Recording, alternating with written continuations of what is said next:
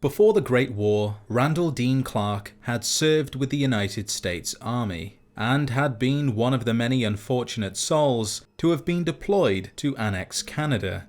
While there, he witnessed things that no one should have to see: entire families fighting, killing one another for food, and soldiers executing those that refused to cooperate. When the killing was done and Canada had been successfully annexed, Clark was sent home, leaving the battlefield behind, but also taking his atrocities with him, the nightmares of war forever embedded in his mind. To escape these memories, Clark found himself wandering into the wilderness to hone his survival skills.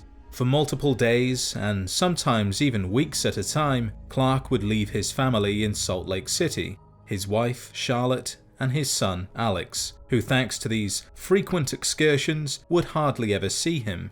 The husband and father who had left for the war had returned a stranger, but no matter how many times he would run off into the wilderness to distract his troubled mind with survival, he always came home. And it was on that fateful day, October 23rd, 2077, as Clark was driving home from his latest bout of survival training, where the world was forever changed. Everything appeared to be normal, but then the truck he was driving came to a sudden stop, and so had the Chrysalis in the other lane. Both vehicles had mysteriously stopped working. Although he was uncertain, he was fairly sure he knew what was going on. What he and the people in the other lane had just experienced was an electromagnetic pulse, or EMP. Fearing the worst, Clark turned to face away from the city. He covered his eyes and braced himself for what he thought would come next. And within 60 seconds, a nuclear warhead had touched down at Salt Lake City, blinding the couple in the Chrysalis, who by chance had been facing that direction. Their ragged screams filled the air, and for several more minutes the bombardment continued. Clark remained covered and proceeded to count a further 13 dreadful detonations. Almost 30 minutes later, when he was sure that the bombardment was over, he lifted his head and stepped outside. The first thing he saw was a globe of fire where Salt Lake City had been. He knew right there and then that his family was gone. The chances of surviving a direct strike from a nuclear warhead was unlikely, impossible even, so Clark focused on the now. He grabbed his pack, his rifle too, and approached the elderly couple who were now blind. Clark knew there wasn't really anything he could do for them. They were quite far from any help, their vehicles no longer worked, and it would seem that the end of the world was on the horizon. So he did the only thing he could. He removed them from the car, propped them up against the side where they could comfortably hold each other, and told them that help would soon be on the way, that everything was fine and there was no need to worry. And then he saw to them in the quickest and painless way he knew how, one bullet through both heads.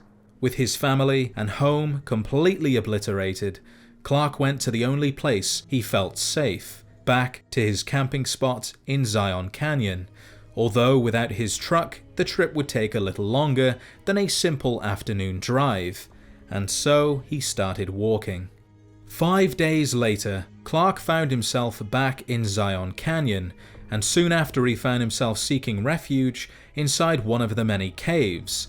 This particular one was known as Fallen Rock, and would prove to be more beneficial to his survival than he could have ever anticipated. To his surprise, the United States Geological Survey, or USGS, had been stationed in the cave and had left a serious amount of equipment and supplies behind when the bombs fell: food, water, and Geiger counters, along with radios and pretty much everything he would need for a short stay. The next day, Clark began writing his thoughts, feeling it would somehow make the whole situation clearer. War had broken out, his family were now dead, along with the elderly couple he had mercifully killed, and now after 5 days of travel and 1 day of rest, he was surviving the end of the world inside a cave at Zion Canyon, alone. Clark would contemplate taking his own life, thinking it was what he deserved for deserting his family and running off to live in the wilderness as often as he possibly could. Perhaps if things had been different, then he could have been with them during the end, as a family, the way it should have been. And yet it hadn't been that way. His family had been alone when they died, no husband or father to hold on to, and despite these thoughts that convinced him that taking his life was the best solution, he never did. For 2 days, the world seemed to be unchanged. That was until the sky darkened and black water rained down, which seeped into the earth and poisoned the land. The Geiger counter left behind by the USGS revealed the radiation levels outside the cave's entrance to be deathly, meaning Clark was now trapped, confined to the safety of his underground shelter. So he did the only thing he could. He waited, and would continue to wait, until the small pool of water at the back of the cave ran dry, or until the radiation levels became tolerable, which according to his training would be somewhere between 2 and 4 weeks. But it wasn't. On New Year's Day, after 2 months of waiting for the radiation levels to change, without changing, he calculated just how long it would be until he died from dehydration. By his calculations, he had less than 1 month's worth of water, and that was including collecting the small amount of condensation from the walls each morning, which was only ever enough to wet his mouth. If the situation outside didn't change soon, then it wouldn't be long until the inevitable happened. Despite the dire situation concerning water, food seemed to be holding strong, thanks to, once again, the USGS workers. This was the only thing that was going well for Clark. Other than the abundance of food, he didn't really have anything to be thankful for. His water was low, he was also incredibly lonely, and the regret for not being with his family when they died was intruding on his every thought. But if there was even the faintest chance of finding them alive, then he would happily brave the radiation to see them again, if only for a moment. The increasingly dire situation would thankfully begin to improve only 10 days later, when what sounded like a windstorm raged for 2 whole days. This not only gave Clark something to focus on, breaking up the monotony of his time within the cave, but it also drastically reduced the radiation levels outside. Thanks to the storm, Clark could take a quick peek outside, and what he saw shocked him. It was snow, but not just any snow, it was glowing, a white blanket with a green aura. The reason the radiation level was lessened was because the topsoil where the fallout had settled had been whisked away by the blizzard and moved to somewhere else outside the canyon. It would be another 13 days before the radiation would be low enough to risk a short trip outside, and as soon as it was safe, that is exactly what Clark did. Although his time outside was short, he did discover that the water outside the cave was now safe enough to drink, meaning dehydration was no longer a concern, provided he took anti-radiation chems to diminish the effects.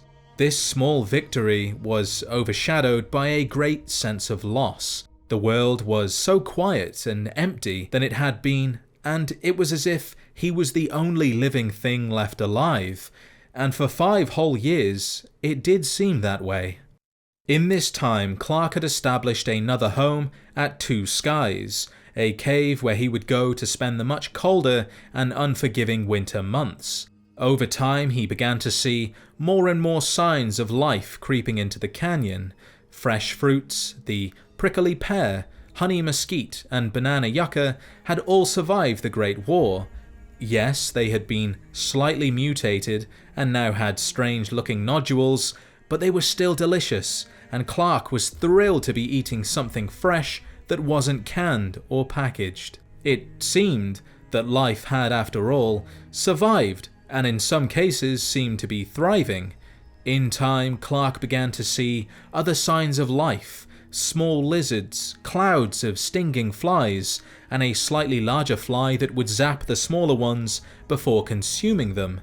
Whatever they were, or whatever they have since mutated into, is unknown, as Clark never mentions them again, and we see no such creature based on his description.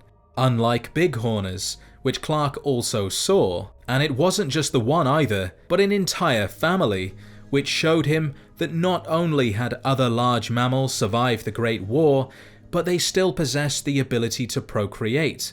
And that was something Clark so dearly wanted, that sense of companionship, a purpose, a family. And so he decided that after 5 long years of surviving, it was finally time to go home. And on April 10th, 2084, once winter had passed, Clark set his sights for Salt Lake City. After 15 days of walking, scavenging, and dodging pockets of residual radiation, he made it to Salt Lake City. He had hoped to find his old house with the skeletons of his wife and son inside, wanting to bury them and lay their bones to rest. Instead, Clark found a landscape of massive craters, brick mounds, and a twisted figure of steel that had once been the city. The destruction was so severe, he couldn't even find the street he and his family had once lived on, let alone their home and the contents he so desperately wanted to find. His hope was crushed, and without a second thought, he turned around, heading back to the only comfort he now knew, to Zion Canyon. During his walk back, he found himself thinking of what could have happened to his family. He of course hoped their deaths had been quick, but there was always the chance that they had been further away from the blast, yet close enough to have been burnt alive and torn apart by the broken glass and bits of wood and brick. He was, of course, punishing himself with these thoughts for not being there with them during their final moments, and again thinks himself a coward for not taking his own life. But soon Clark found himself focusing on his journey, for the road back to Zion was long and treacherous, and his sense of self-loathing was soon replaced with surviving and scavenging, so much so that by the time he made it back to Zion, he was carrying a cartload of supplies and was once again in good spirits. And then he saw them. Human tracks just outside of Nephi, a town near Salt Lake City. They appeared to belong to 3 men heading toward Fountain Green, another small town in the area. Clark thought about following them, but soon realized that this fantasy of having friends would likely get him killed, and maybe eaten if they were cannibals. So he turned away and went home alone. And at the time he didn't realize it, but he was afraid of what the other people would do to him if they found him. And within 2 days of getting back home to Zion, Clark hadn't only built a door to his cave, but he had also electrified it. Whether these new fortifications were ever used is never said, and despite being created to prevent anyone from getting to him, it would be over 11 years until Clark would see another sign of human life. On September 20th, 2095, Clark counted them: 11 adult males, 8 adult females, and 9 children between the ages of 2 and 10. They had rifles and pistols, but they were in poor condition, and their clothes weren't much better. For 2 days, Clark only watched, and on that second day, he had gotten close enough to hear them talk. He wasn't sure, but they sounded Spanish, perhaps from Mexico. One word that he continuously heard them say, over and over, was paradiso, Spanish for paradise. With that word, he knew that these strangers were here to stay, and even though they seemed harmless, it would be some time before he trusted them enough to approach and interact. And so Clark kept his distance, almost studying them. The one called Maria was suspected to be pregnant. The father could be Jose, but Maria also spent a lot of time with Pablo, so there was a chance that he was the father. And these watchings became his entertainment. He would spend much of the day following the Mexicans around the canyon, listening to them, or sitting near their camp and watching them from the shadows. And then one night, Clark had gotten a little too close. While he was watching them sit around the campfire, talking, one of them, a man named Pedro, ran out to pee in the nearby stream. And if Pedro would have looked to his side, or if his eyes had adjusted to the darkness just that little bit quicker, then he would have seen Clark, quietly watching him under the cover of darkness. This encounter told him that he needed to back off and give the Mexicans some more space, and so he did, but still he continued to watch them, only from slightly further away. A month later, Clark witnessed the one called Jose break his leg chasing a bighorner. Jose tried calling for help, but his camp was just too far away for them to hear his screams. Clark wanted to leave it be. He didn't want to get involved, but he was done sitting idly by. He wanted to do some good for once, and so he ran as fast as he could to their camp. 300 yards away, out of sight, Clark started yelling in the best Jose impression he could muster until he heard them coming, and while remaining out of sight, he strung them along until the screams of the real Jose could be heard.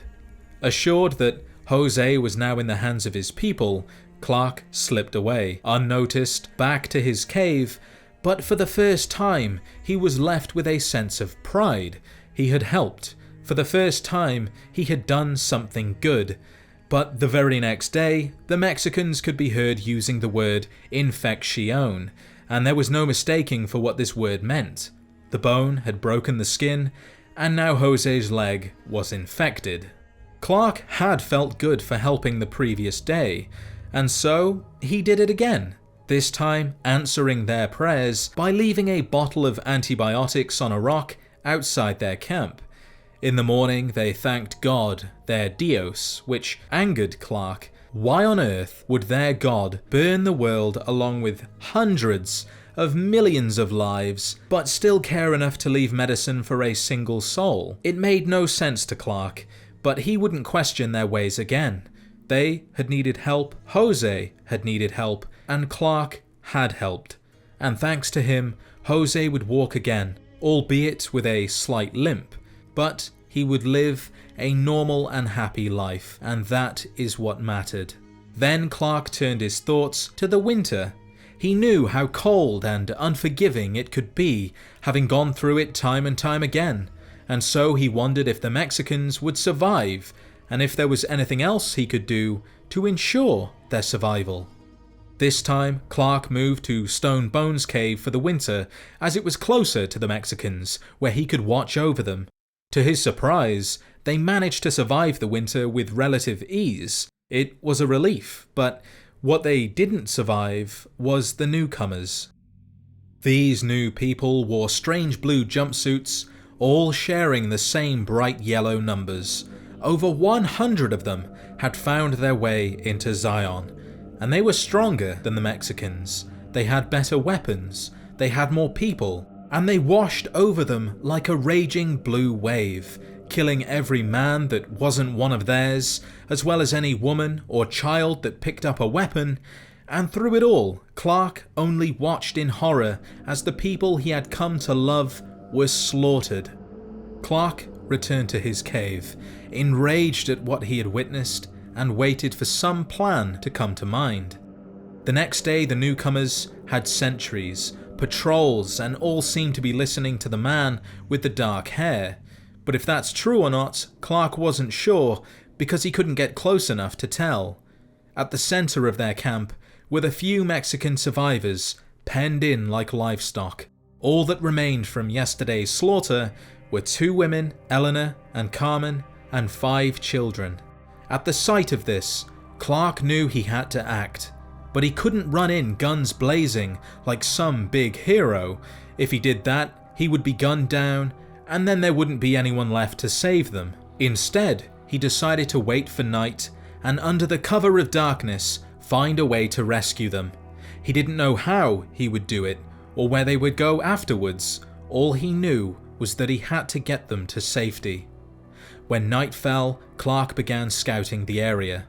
The newcomers were well organized, with most angles of approach completely out of the question, but the stream, the same stream where Pedro almost saw him last year, that was not covered, and straight away Clark knew that this would be his way in and their way out.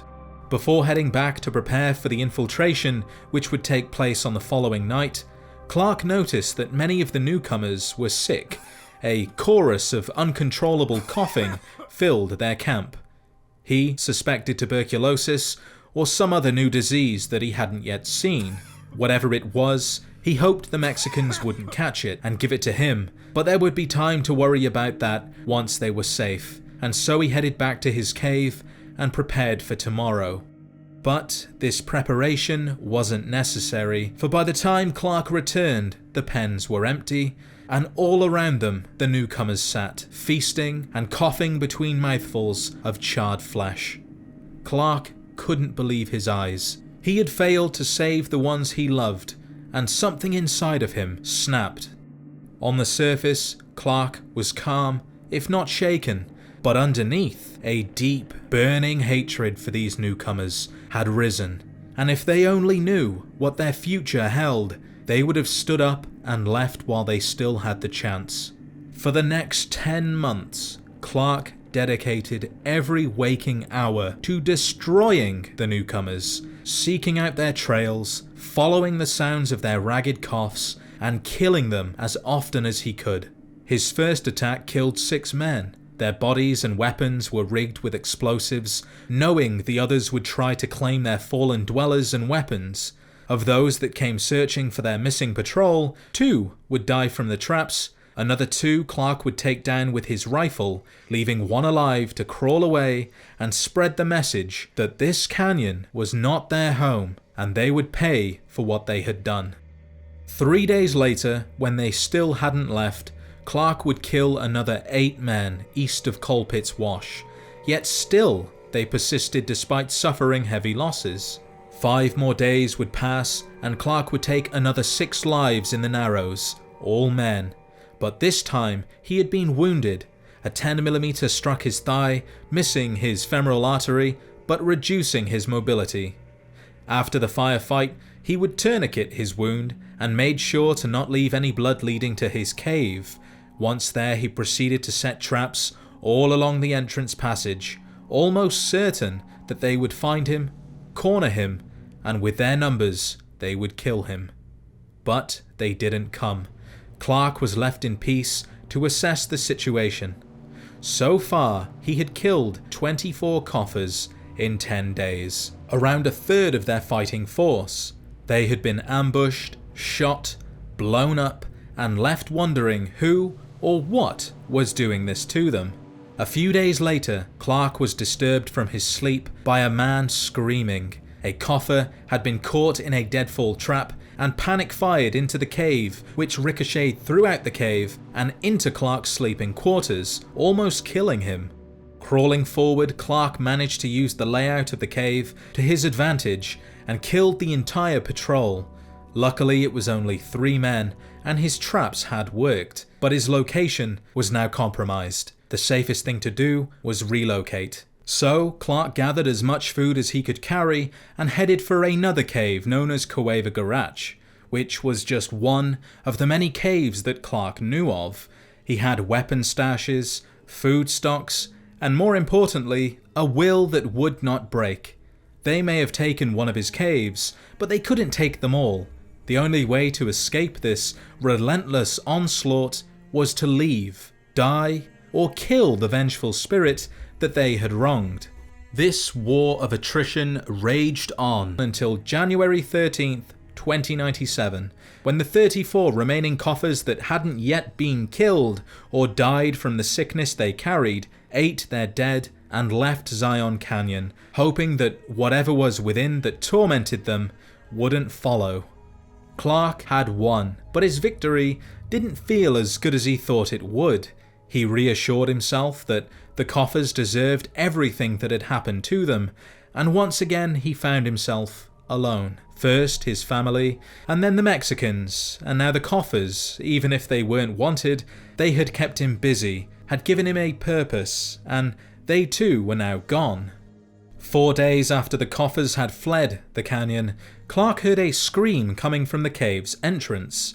At first he thought he was daydreaming, but then he heard it again, and then he was certain that it was real. He found himself hesitating to go towards these screams, thinking the coffers had merely pretended to leave the canyon and were now trying to lure him out of hiding. But there was something different this time.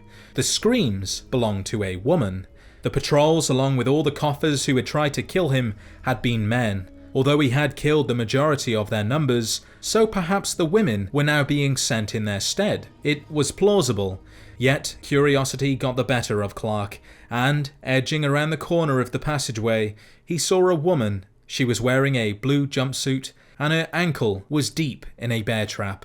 Clark raised his weapon and prepared to fire, but there was something about the way she was crying that stopped him from going through with it, and when she finally saw him peeking from the shadows, she screamed, and Clark knew why. He was, for lack of a better word, their bogeyman. He had been killing them for almost a year, rigging their dead with explosives and vanishing unscathed, and here she was staring at the vengeful spirit in the flesh. But when he didn't kill her, she stopped screaming, and then they began talking. Her name was Sylvia. She had run away from the other coffers because they were evil people and children of the devil. She confirmed that they were indeed sick, having caught something from a vault they once lived in, and came to the canyon to escape. Clark knew that she wasn't a real threat, and what she was telling him was the truth, as he had previously interrogated several men who told him the same exact things about a vault and the sickness they had tried to escape. He then freed her from the bear trap, and since she seemed to be healthy and, more importantly, friendly, Clark saw to her wounds, and after learning that the vault she came from had taught her nothing about surviving the outside world, he decided to teach her, and Sylvia was eager to learn. In the blink of an eye, Clark had transformed from a vengeful spirit into a compassionate teacher.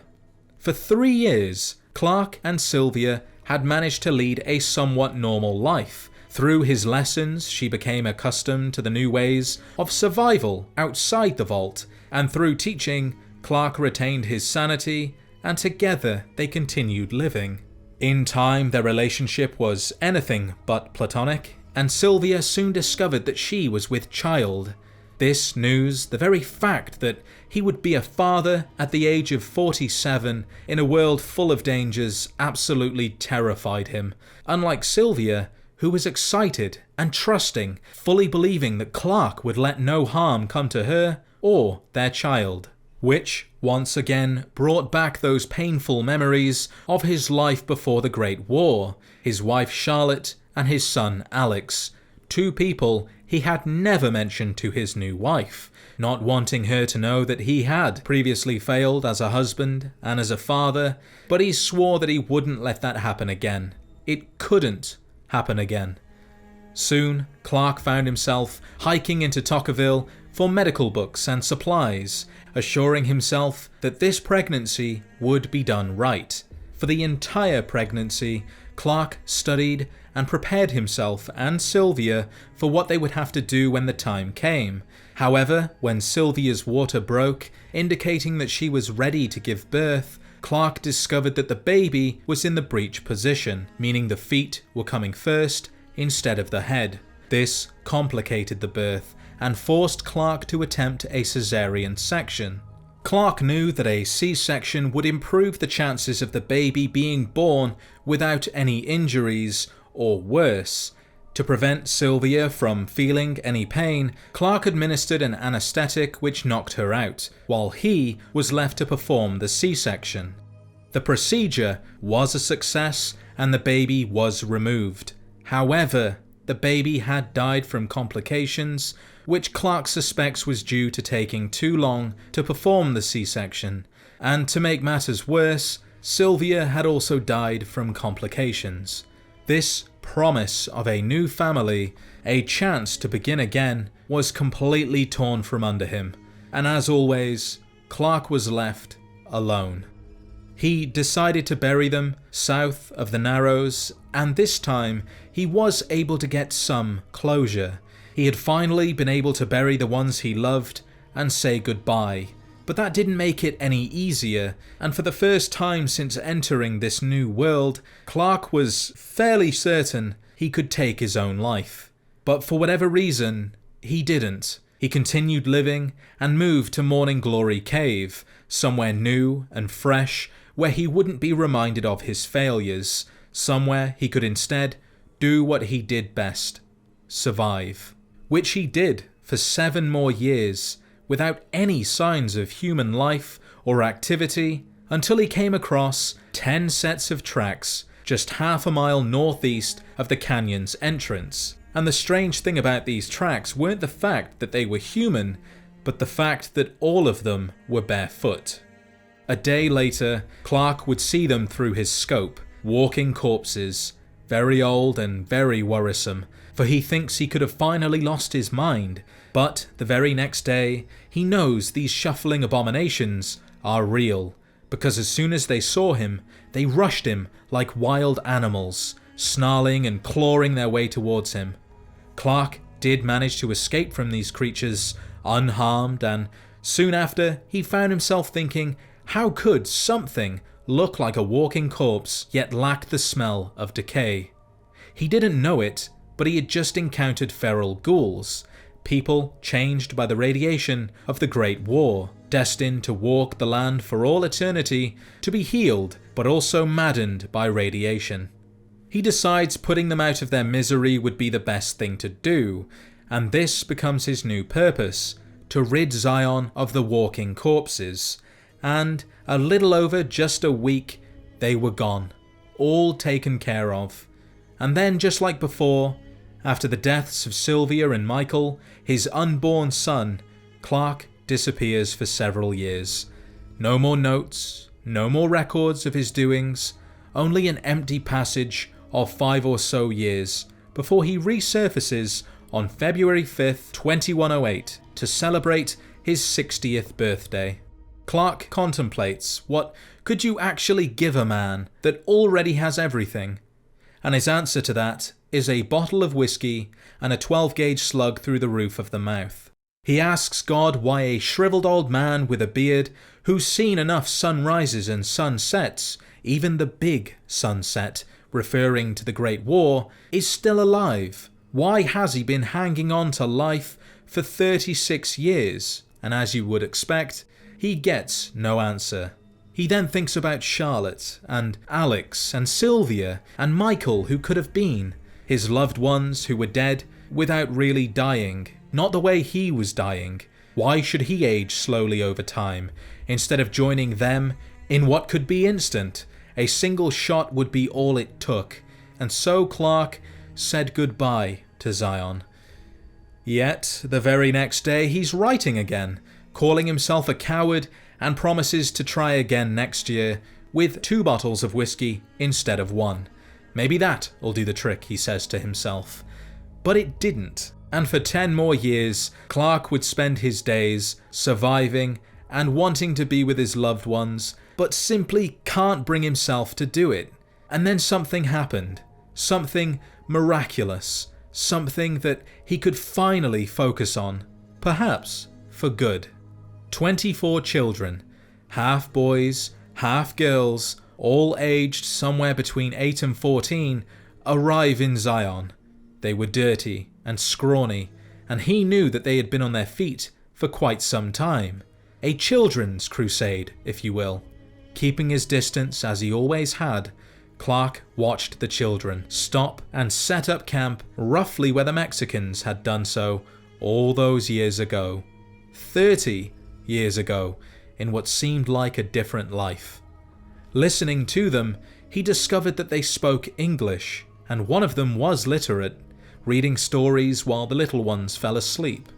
These children had escaped from some place called the school. Although the exact whereabouts of the school is unknown, the principal, presumably the man in charge, who likely held them captive, was being used to scare the little ones into behaving. Clark knew that he was getting old, but he could still shoot straight, and already he found himself caring for these children, wanting to keep them safe, making an unspoken promise to them that if the principal ever came to Zion, then he would deal with him. Much like he had done with Jose, the Mexican who broke his leg, Clark began leaving notes and gifts near their camp for them to find. Watching from the shadows, he knew they liked books, and so he began seeking out stories to give them. But he remembered what had happened to the Mexicans, the slaughter. If only they had been better prepared. Soon, those stories were replaced with weapons manuals, medical books, things that would keep them alive, and more importantly, keep them safe. As for the notes he delivered in the dead of night, those were a little more personal. Clark writes to them, telling them to read and to learn and to make the most of their new home, telling them that he is giving them Zion as a gift to make up for all the sorrows of their lives that they have had to endure. He tells them to be kind to each other and be modest, as well as to never hurt each other, but that if someone else came along and tried to hurt them, just as the Coffers had done to the Mexicans, then they should strike back with righteous anger. At the end of each note, Clark signed as the Father, for these lost children were now his own. Zion was their home, and for as long as he could watch over them, to keep them safe, for as long as he was able, he would. And then Clark turned away from the children's beginning and looked towards his own end, for he was dying. His mind was still sharp, but his lungs were failing him. He suspects cancer, as his cough has been getting worse for months, and finally he was now coughing blood. This saddened him deeply, not because he was dying, but because he was finding it harder and harder to visit his children. These canyons are a lot for an old man, not only to walk, but to remain unnoticed as well. Sensing the end was near, Clark gave away almost all of his possessions to the children, and knowing that one day they would search his caves and find the rest, he didn't want them to find him or his body, to discover that the mythical figure of Zion, known as the Father, was nothing but a broken down old man, and so he left, not wanting to spend another birthday on this earth. With tired legs and failing lungs, Clark climbed to the top of a mound near Red Gate and lay down to stare at the sky. And while staring up at the starry night, watching his warm breath fight with the cold air, he thought of the children and wondered if they would do well, and he hoped no harm would come to them, from within or without. Now on death's door, he found himself wondering if he had done his best to prepare those he's leaving behind. He recalls saying something nice about each of the children in his notes, what made each one of them special. He told them the Father was pleased by their kind nature, and that it would be up to them to handle things on their own, but he would still be watching and still caring. Then Clark thought about his failures, about Charlotte and Alex, about Sylvia and Michael, who could have been. He told them all that he would be with them forever, and looking back after everything, these promises may seem like lies, but he wouldn't go back and unsay them if he could, because it was the truth. Failing didn't make those words any less true.